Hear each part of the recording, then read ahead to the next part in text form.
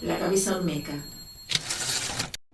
Una conciencia consolidada vive dentro de una oscura sala de banquetes junto al techo de una mente cuyo suelo se desliza como 10.000 cucarachas. Cuando entra un rayo de luz, apenas todos los pensamientos reúnen en un instante de acuerdo, un cuerpo que ya no expele nada, las cucarachas comprenden una verdad que nadie nunca pronuncia. Pasé una noche en la que todo se me reveló. ¿Cómo puedo hablar de nuevo? Ella, él, el hermafrodita herido que se creía solo, descubre que en realidad la habitación rebosa y suplica para no despertarse jamás de la pesadilla. Y estaban todos allí, hasta el último de ellos, y sabían mi nombre cuando escapé como una cucaracha por los respaldos de sus sillas. Recuerda la luz y cree en la luz. Un instante de claridad antes de la noche eterna, no dejes que olvide. Estoy triste. Siento que el futuro no tiene esperanza y que las cosas no pueden mejorar. Estoy cansada e insatisfecha por todo. Soy un fracaso absoluto como persona. Soy culpable, se me castiga. Quisiera matarme. He perdido el interés en los demás. Solía llorar, pero ahora estoy más allá de las lágrimas.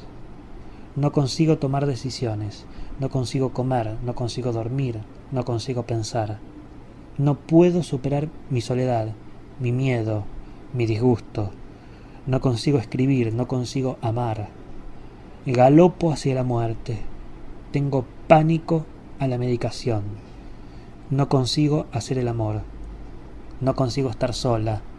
No consigo estar con los demás. Tengo las caderas demasiado anchas. Mis genitales no me gustan. A las 4:48, cuando la desesperación pasa visita, me ahorcaré al ritmo de la respiración de mi amante. Algunos dirán que esto es autocompasión. Tienes suerte de no saber cuánto es cierto. Otros comprenderán solo el sufrimiento. Esto se está convirtiendo en mi normalidad.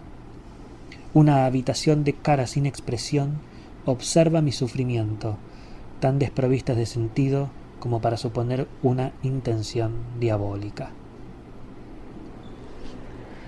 Así comienza Psicosis 4:48 de la autora británica Sarah Kane. 4:48 es un horario de la madrugada, una hora de la madrugada, hora en la que la autora Sarah Kane, bajo el influjo de su crisis depresiva que atravesaba, conseguía despertarse generando así una serie de grandes desvelos que son los coautores de esta obra de teatro. Obra de teatro digo, y podríamos maliciar que donde dice teatro podríamos tachar esa palabra y podríamos poner ensayo o podríamos poner cuento o novel o incluso novela en un arresto de generosidad, porque es un libro corto, breve. Quizá la palabra novela sea excesiva, pero tiene elementos de la narrativa, tiene elementos del cuento. Es una obra de teatro oficiosa porque en ningún momento aparecen los personajes delimitados, no sabemos cuándo está hablando uno y cuándo está hablando otro. Es una obra de teatro que se propone debe ser ejecutada con 3 actores.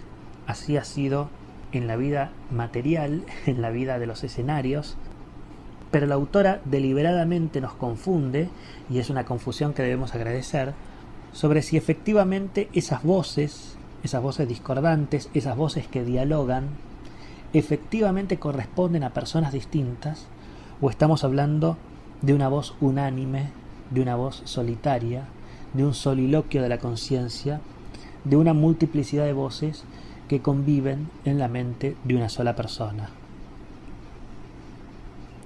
La autora nos induce en parte al pensamiento, a esa malicia de pensar que las muchas voces se corresponden solo a una persona, diciendo, y repito, una habitación de caras sin expresión observa mi sufrimiento. Hay más referencias sobre esta confusión. La palabra psicosis quizá Después vamos a revisarla al final del libro porque es cierto que podría suscitar algún tipo de confusión.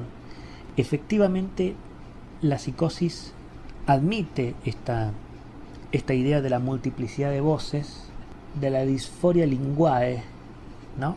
De este recurso que parece una gran fuente de pensamientos que no terminan de ordenarse y que causan perplejidad por un lado y por otro lado malestar en la mente de la persona, pero no es estrictamente una obra de teatro sobre una persona psicótica. Vamos a volver sobre esto, pero cabe decir que Sarah Kane, y esto es quizá el hecho más capital de esta lectura, Sarah Kane fue una escritora que efectivamente tuvo depresión severa y que parece autobiográfico. Efectivamente la autora se despertaba en la vida real, y lo sabemos por escritos que ha dejado, a las 4:48 de la madrugada, y debemos, repito, a esos desvelos, al influjo de la depresión severa en el sueño, esta obra de teatro que es autobiográfica, pero como ustedes saben y como todos sabemos, lectores agradecidos, nada es del todo autobiográfico, aunque todo lo sea. Continúa la obra con la voz que decidimos protagonista, reflexionando sobre sí misma, viéndose a sí misma como si estuviera en un juego de espejos. Eso es finalmente el insomnio además truculento, el insomnio plagado de voces, una especie de gran juego de espejos donde todo el tiempo uno está en el centro de ese laberinto. Y se pregunta la autora, decía, ¿qué es la depresión? Estoy deprimida. La depresión es rabia. Es lo que han hecho quien estaba allí y a quién culpas. ¿Y tú a quién culpas?, dice otra voz. A mí. Cuerpo y alma no pueden estar nunca completamente unidos. Tengo la necesidad de convertirme en quien ya soy y gritaré eternamente contra esta incoherencia que me ha condenado al infierno. ¿Cómo puedo volver a una estructura si ya no tengo un pensamiento estructurado? Ellos me amarán por lo que me destruye. Cada felicitación me roba un pedazo de alma. No saben nada. Siempre he cabalgado libre. El hurto es un acto sacrosanto en el camino tortuoso hacia la expresión. Yo escribo para los muertos, para los no nacidos. Tras las 4:48 no volveré a hablar. He llegado al final de esta trágica y repugnante historia cuyo sentido se esconde tras una carcasa extraña aislada del fantasma maligno de la moral. Me siento verdaderamente manipulada. En mi vida no he tenido nunca problemas en dar a los demás lo que querían, pero ninguno ha sido nunca capaz de hacer lo mismo por mí. Nadie me toca, nadie se me acerca. ¿Crees que es posible que una persona nazca en un cuerpo equivocado? ¿Crees que es posible que una persona nazca en la era equivocada? Esta es una pregunta que termina siendo central, preguntarse si una persona puede nacer en un cuerpo equivocado, porque finalmente, y volviendo a lo que iniciaba esta entrega, sobre que nunca sabremos, y es una confusión alimentada deliberadamente, si el personaje conversa con otras personas o está conversando consigo. Y la depresión, en este caso, esa depresión solitaria, aun cuando estuviera su amante durmiendo en la misma habitación, una persona está sola aún estando acompañada, o pudiera ocurrir aquello. La soledad no es un estado físico, es un estado álmico y es un estado mental. Una persona que conversa con otras está escindiéndose de su propio cuerpo, de su propia mente, de su propia lengua, de su propio lenguaje. Y efectivamente cabe en este insomnio, y en este insomnio además que también está hecho de lesiones del alma, si una persona puede nacer en un cuerpo equivocado, si en una persona convive una pequeña multitud. Sobre que la depresión es rabia, y podríamos agregar aquello de la vida es esa repugnante historia que se esconde tras una carcasa extraña del fantasma maligno de la moral. Depresión y moral parecen primas hermanas. No sabremos nunca si la moral, el peso de la moral, el peso de la mirada maliciosa de la moral induce la depresión, o si la depresión nace primero y trae consigo el síntoma clásico del desprecio de la moral. No sabremos nunca qué ocurre primero, a lo mejor no importa. Es una idea interesante, es una idea muy potente además. Siempre es potente todo aquello que traiga la palabra moral. La moral nos introduce en una vastísima discusión con uno mismo y con lo que amamos. También es cierto que hay un fin literario detrás de todo esto. Decir que la depresión es rabia no deja de ser un jeite publicitario que por supuesto se puede prestar a una gran plancha de anatomía para diseccionarla, pero podríamos pensar que de la depresión como rabia está tomada su acepción rebelde. Hay algo de inadaptación en el depresivo, en la depresión. Una persona que se deprime es una persona que no acepta una determinada circunstancia. Y esa rebeldía, esa inadaptabilidad, lo escinde de un marco teórico, de un determinado marco, de un marco moral. Podríamos decir entonces que una persona que se deprime, que la depresión, es un caso de rebeldía silenciosa, de retiro anacoreta, pero que no está exento, repito, de una fuerte carga moral. La idea es interesante. No casualmente la autora continúa: me siento verdaderamente manipulada. La manipulación como un elemento deformante, y el deprimido teniendo como estrategia en contra de esa manipulación deformante, bueno, una retirada silenciosa, solitaria y quizá anémica, pero una retirada al fin. Pensar al deprimido como un rebelde, bueno, es una idea por supuesto que tiene también sus observaciones y sus enconos, pero es interesante pensarlo. Finalmente, el cuadro de la depresión nos introduce no solo el peso de la moral, el peso de la mirada de la cochambre populosa que también sabe constreñirnos y sabe lesionarnos el alma, sino también nos introduce en el peso de la vida. Y acá la autora nos regala esas frases que... Vieron que hay libros que se justifican por una frase. Uno como lector agradecido sabe que todo libro está justificado por una frase. Y en mi parecer, por supuesto, esto es una república de libros y cada uno tendrá sus interpretaciones, sus ideas y sus momentos felices. La frase que justificó la lectura de este libro es: no hay fármaco en la faz de la tierra que le pueda dar un sentido a la vida. Bellísimo. Bellísimo y doloroso, por supuesto, pero bellísimo. Sabemos que el dolor no está asociado necesariamente al displacer.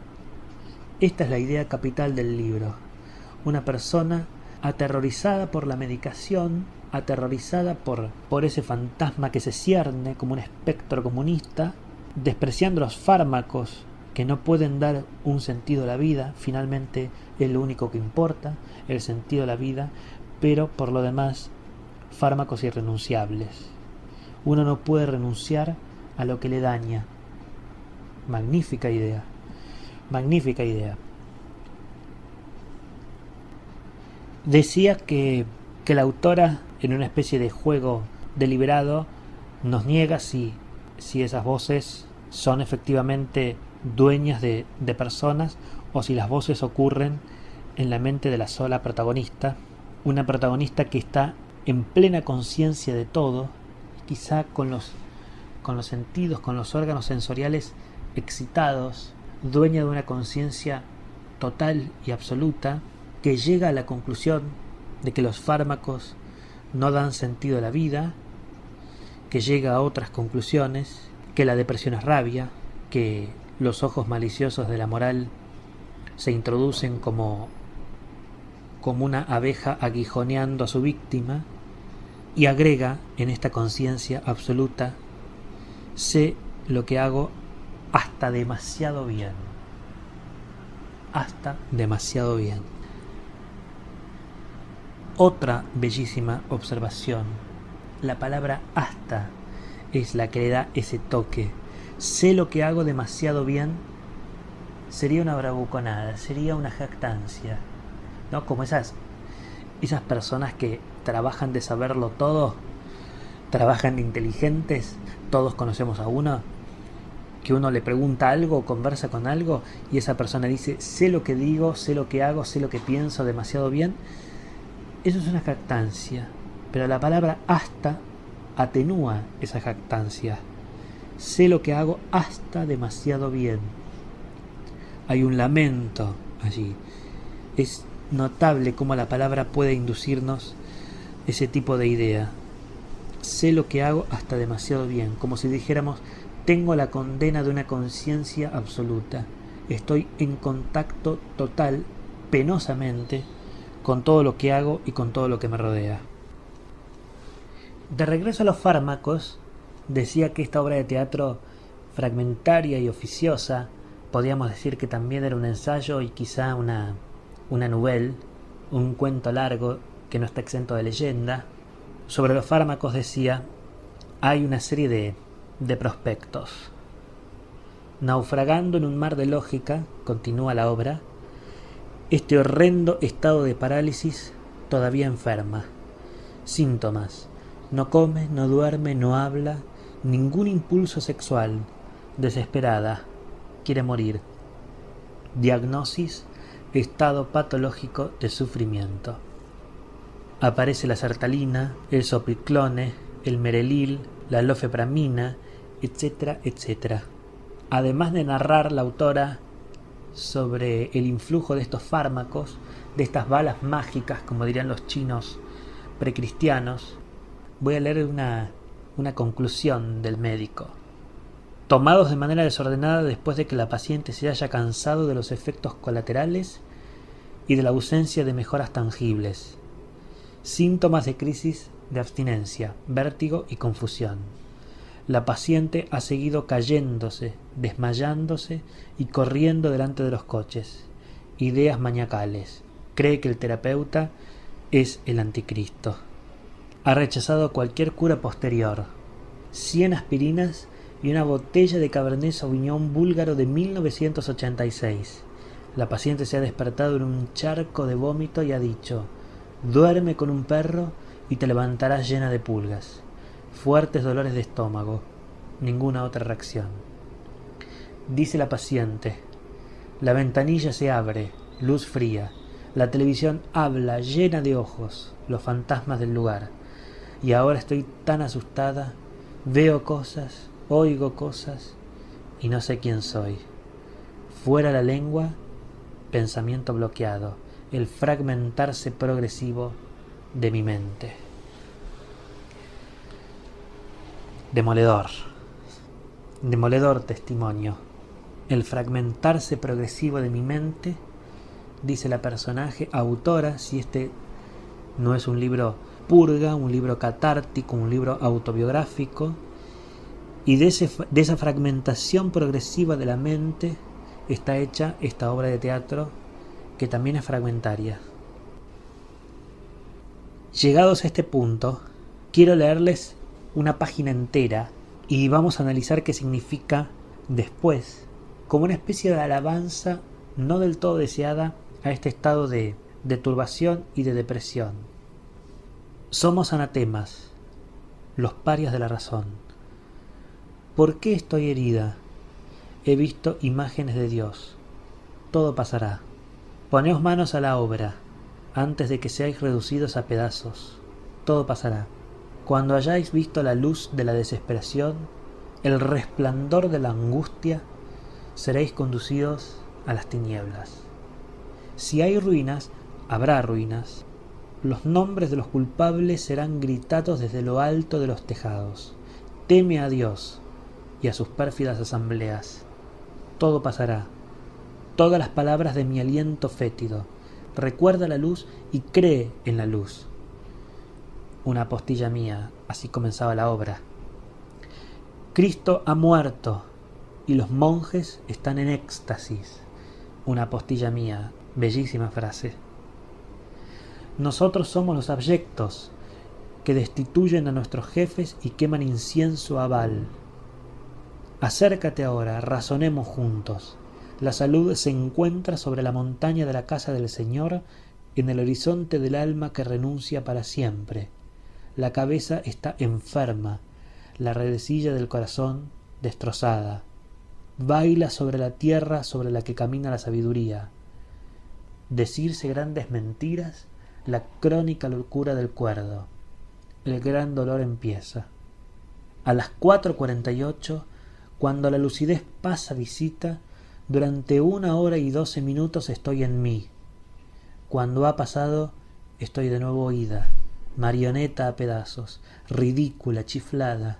Ahora estoy aquí y consigo verme, pero cuando me raptan bajas ilusiones de felicidad, el horrendo encantamiento de ese motor de brujería, no consigo tocar mi yo esencial. Tu escepticismo no cura a nadie, y ahora no me mires. Perfecta página, perfecta página. Hay tanto por decir.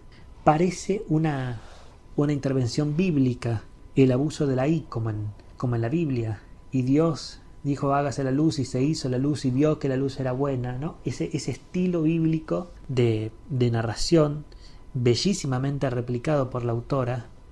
Y efectivamente hay un tono profético, hay un tono divino.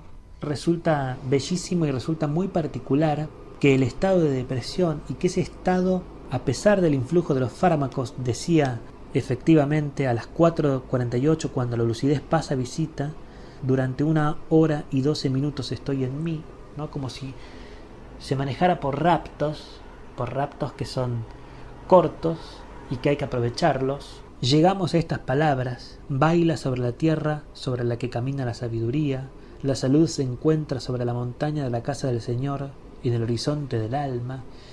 Una serie de frases que son muy bellas y muy potentes. Teme a Dios y a sus pérfidas asambleas, una palabra no del todo ingenua, sabemos, de Coelet, el eclesiastés, el asambleísta, el predicador. Vanidad de vanidad, todo es vanidad. Y las 2 frases más bellas también: deja de juzgar por las apariencias, da un juicio correcto, tu escepticismo no cura a nadie. Tu escepticismo no cura a nadie. Llegar a ese nivel de belleza y de precisión. Qué relación triste tiene uno, pero también agradecida con sus enfermedades. Muchas veces la enfermedad es una gran cura contra la idiotez, ¿no? Relacionar enfermedad y cura parece un contrasentido, y quizá lo sea, pero no deja de ser cierto. Vivimos en estos contrasentidos. La enfermedad como cura de la idiotez, como cura de la frivolidad. La persona que está enferma es una persona que está en su cuerpo, que tiene a su cuerpo, a su mente y a su alma en primer plano. Ha descubierto que todo lo superficial, los disfraces textuales, los lenguajes de temporada, la estupidez, la barbarie, la frivolidad, la superficialidad, pasan a un segundo plano, y ese descubrimiento lleva a la persona que está enferma, en este caso de depresión, la conduce en un coche triste hacia la verdad, hacia la esencia. Deja de juzgar por las apariencias, da un juicio correcto. Tu escepticismo no cura a nadie. Hay algo de mito casándrico, ¿no? De Casandra, que era capaz de la clarividencia, que tenía el don de la clarividencia, que podía predecir el futuro. ¿Qué es predecir el futuro sino acertar con estas frases bellísimas? Pero a diferencia del mito casándrico, a diferencia de Casandra, que la maldición era que tenía el don de la clarividencia, que podía ver el futuro, que podía advertirlo, pero en contraprestación nadie podía creerle. En este caso, lectores agradecidos de Psicosis 4:48, creemos en Sarah Kane. Cierra esta parrafada bellísima, extraordinaria, esta fuente de conocimiento, con otra frase bellísima: la lucidez se encuentra en el centro de convulsión, allí donde el alma partida en dos consuma la locura. Bellísimo. La lucidez se encuentra en el centro de convulsión. En el ojo del huracán encontramos la esencia, encontramos la maravilla, aquello que nos justifica, allí donde el alma partida en dos consuma la locura. La palabra locura, por supuesto, nos sirve como amuleto, y ya es conocido y ya es celebrado ese amuleto, esa moneda de oro que supone la locura como camino inescrutable pero a la vez imposible de evadir hacia la verdad, hacia la esencia. Para no extenderme demasiado, para terminar, es una obra breve pero sobre la que podíamos hablar horas y horas porque es bellísima, es encarnizada, es extraordinaria. Voy a leerles el final, que es un final que no desvelo nada. Ustedes saben que hay una relación tortuosa con los finales. Una gran obra soporta que se enuncie el final y quiero leer el final. Mirad al eunuco de pensamientos castrados, una sinfonía para un único instrumento. Una postilla personal, eso es el insomnio, una sinfonía para un único instrumento. El instrumento es uno. A las 4:48, la hora feliz en que la lucidez me pasa visita, dulce oscuridad que penetra en mis ojos. Yo no conozco pecado. Esta es la enfermedad de hacerse grande, la necesidad vital por la que moriré. Y el final es extraordinariamente bello y extraordinariamente triste. No tengo ninguna gana de morir. Ningún suicida la ha tenido nunca. Mirad cómo desvanezco. Miradme, me desvanezco. Miradme, miradme, mirad. Una yo que jamás he conocido, el rostro impreso sobre el revés de mi mente. Por favor, abrid el telón. Últimas dos cosas sobre este libro. Un libro hondo, un libro precioso y un libro duro. La dureza de la belleza de la dureza. Es todavía más duro saber que la autora, Sarah Kane, que nació en febrero, los que nacimos en febrero nos queremos y nos defendemos entre nosotros. Los acuarianos somos los grandes insultados del horóscopo. Esto es para no terminar con un mal sabor de boca. Dejo esta broma, los acuarianos somos así. Sarah Kane nace en febrero del 71 y termina con su vida en el 99. Era muy joven, una dramaturga muy celebrada y con una carrera por delante muy incipiente pero muy importante. Hay pormenores sobre su vida.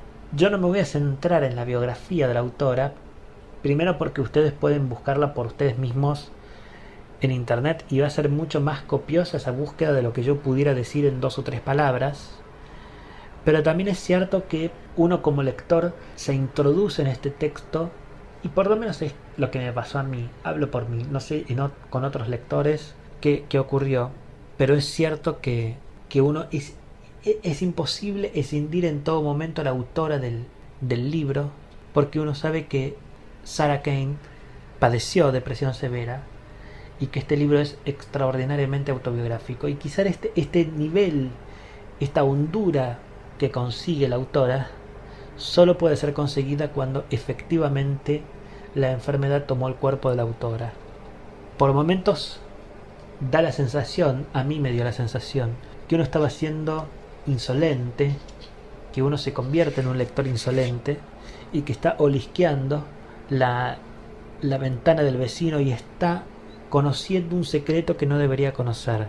No diré para abundar en psicologismos, porque yo detesto la visión moral de las cosas, pero es cierto, y detesto la palabra culpa por lo demás, es cierto que por momentos me fue difícil, no diría no sentir culpa, pero sí había una una lectura comprometida por mi parte, a sabiendas que todo esto tiene el triste sabor de lo real, tiene el triste sabor de lo verídico. Dulce pena dice que yo existo. Cada acto es un símbolo. Una última cosa para terminar. La palabra psicosis en el título quizá haga honor en parte a lo que nos ofrece la obra, por aquello de que hay 2 o 3 voces reconocibles y que uno no termina de saber si esas voces corresponden a distintas personas o es una especie de soliloquio, si esas voces son unánimes y solo ocurren en la cabeza de la protagonista. No es lo importante, y quizá superficialmente estemos hablando de psicosis. Quizá ese título no sobreviva bien a lo largo del tiempo. Hoy, con los avances de la medicina, de la psicología, de la psiquiatría, sabemos que quizá este cuadro más bien se corresponde a una depresión maníaca con episodios de euforia-disforia, más que la palabra psicosis. Es un signo de época. Pensemos que esta obra se estrenó por primera vez en el año 2000, pero fue escrita en el corazón de la década del 90, y este tipo de precisión no estaba todavía aceptada. ¿Por qué digo ciclos de euforia-disforia y de estos arrestos de una gran energía que se consume rápidamente y vuelve a un estado de meseta, a un estado de depresión? Hay varias pistas que nos deja la autora, a sabiendas o no, sobre estos episodios maníaco-depresivos. Puedo citar algunos. Y en un determinado momento le preguntan: ¿por qué no me preguntas por qué? ¿Por qué me he cortado el brazo? ¿Por qué me corté el brazo? Porque me hace sentir de puta madre, porque me siento de puta madre. ¿Puedo mirar?, le preguntan. Puedes mirar, pero no tocar. ¿Y según tú no estás enferma? No estoy enferma. La misma persona que termina diciendo que sí lo está. Ciclos de euforia, ciclos de éxtasis. O por ejemplo, un lúgubre silbido que es el grito hórrido alrededor de la copa diabólica sobre el techo de mi mente. Dice, y acto seguido agrega: he gaseado judíos, he asesinado kurdos, he bombardeado árabes, me he follado a niños pequeños mientras imploraban piedad. Los campos de minas son míos, todos han abandonado la fiesta por mi culpa. Te sorberé esos ojos de mierda y se los mandaré a tu madre en una caja, y cuando muera me reencarnaré en tu hijo, pero 50 veces peor, y como una loca transformaré tu puta vida en un infierno viviente. No quiero, no quiero, no quiero, no me mires. Y aún sobre los médicos, la peste de los médicos, agrego: vergüenza, vergüenza, ahogaos en vuestra vergüenza de mierda. El doctor esto lo anota y el doctor aquello intenta un simpático murmullo. Me miran, me juzgan, me olfatean el olor gélido de fracaso que exuda mi piel, la desesperación que me lacera y el pánico que me inunda cuando me quedo boquiabierta, aterrorizada por el mundo, y me pregunto por qué todos sonríen y me miran con secreto conocimiento de mi dolorosa vergüenza. Doctores inescrutables, doctores sensibles, doctores completamente idos, doctores que confundirías con putos pacientes si no te demostrasen lo contrario. Hacen las mismas preguntas, ponen palabras en mi boca que no dije, ofrecen curas químicas para combatir una angustia congénita y se salvan el culo unos a otros hasta que me dan ganas de gritar desesperadamente por ti, el único doctor que me tocó por voluntad propia, que me miró a los ojos, que se rió de mis gracias macabras pronunciadas con voz de ultratumba, que me mintió y me dijo que se alegraba de verme, que me mintió y me dijo que se alegraba de verme, y te he creído y te he amado, y no es el hecho de perderte lo que me hace estar mal, sino tus descaradas mentiras de mierda, aquellas bufonadas despachadas por prescripción facultativa. Nada podrá aplacar mi rabia. Y volvemos al inicio, cuando decíamos que la depresión era rabia. Bellísima obra de teatro, dolorosa. Hacía tiempo que una lectura no me conmovía particularmente. Decir esto es no decir nada, ¿no? Porque basta creerme. Ustedes no saben cuánto leo, cuánto dejo de leer, qué libros leo, qué libros dejo de leer. Pero les confieso que son estos libros que sé que voy a recordar. Me pregunto si este último doctor que decía no se refería a Dios. Decía Clarice Lispector, y creo que acertaba, que un lector de madrugada, un lector de noche, cuando todo el barrio duerme, cuando todo el país duerme, cuando una mitad del mundo duerme, está en su madrugada, alumbrado con un pequeño foco, leyendo. Decía Lispector, y repito, creo que acertaba, si ese lector no está de algún modo rezando. Y finalmente, para terminar con un agradable sabor de boca, esto es finalmente Psicosis 448 de la autora británica Sarah Kane. Una especie de rezo íntimo que termina siendo público. Esto ha sido todo.